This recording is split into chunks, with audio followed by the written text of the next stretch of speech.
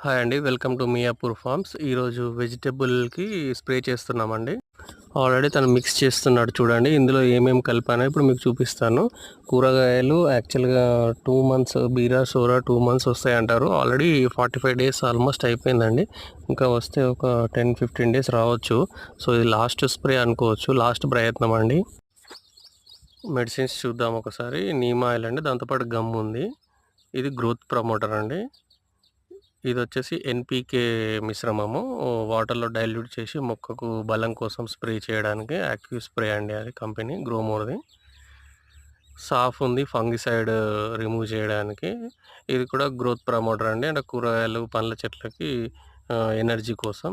ఇది అగ్రిమాక్స్ gold పపాయాకి use అవుతుంది. జనరల్‌గా కొంచెం ఉంది అందుకే మిక్స్ చేసాము. నీమ్ ఆయిల్ కూడా ఇందులోనే మిక్స్ చేసామండి. కంప్లీట్‌గా అన్నీ మిక్స్ చేసేసి స్ప్రే చేస్తున్నాం. ఇది లాస్ట్ స్ప్రే అనుకోవచ్చు. ఇది క్రిమి కీటకాల నాశిని అండి ఇది.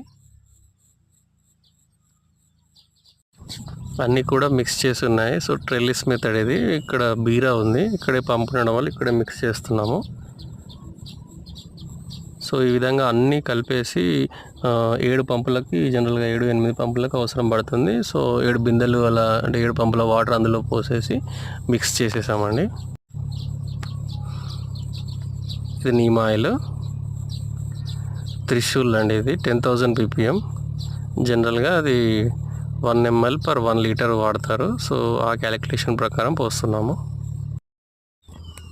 రెగ్యులర్గా నీమ్ ఆయిల్ స్ప్రే చేయడం వల్ల ఫంగిసైడ్ రాకుండా ఉంటుందండి. ఫంగస్ రాకుండా ఉంటుంది.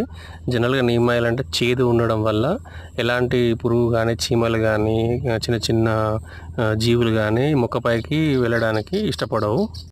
ప్రస్తుతానికి ఎకరంలో మాత్రమే ట్రెల్లిస్ మెథడ్ యూజ్ చేసి వెజిటబుల్ ఫార్మింగ్ చేస్తున్నామని. రాబోయే రోజులలో ఇంకా ఇంక్రీజ్ చేస్తాము.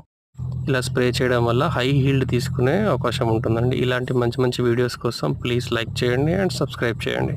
Thank you.